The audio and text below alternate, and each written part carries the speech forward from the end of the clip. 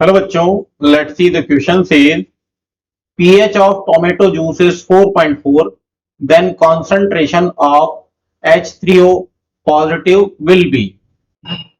So the key concept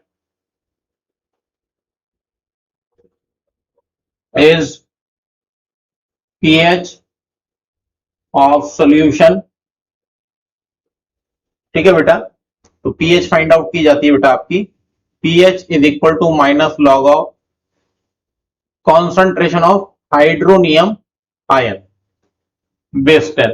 ये hydrogen ion भी हो सकती है बेटा, आप इसको चाहें तो ऐसा भी लिख सकते हैं, concentration of hydrogen ion H plus ion. Clear है बेटा? तो हमें पीएच दिया हुआ है बेटा 4.4,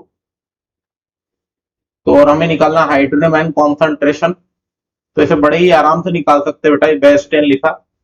तो अगर हमने यहां से एंटी लॉग लें, तो टेकिंग एंटी लॉग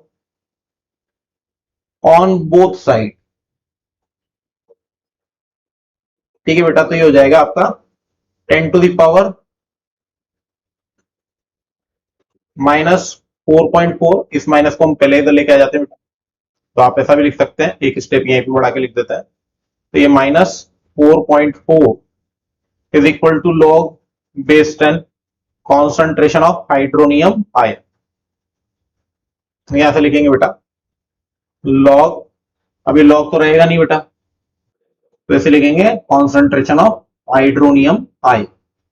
इसको सॉल्व करेंगे बेटा, तो आप इसको कुछ इस तरीके से लिख सकते हैं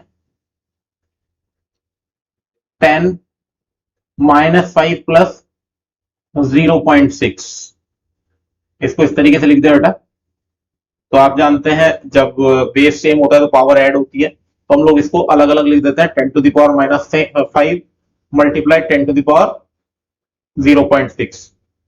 आप ये बात जान ले बेटा कि लॉग, अगर बेटा हम लोग बात करें लॉग 4 की वैल्यू कितनी होती है बेस 10, तो वो होती है आपकी 0.6020 के अप्रॉक्स।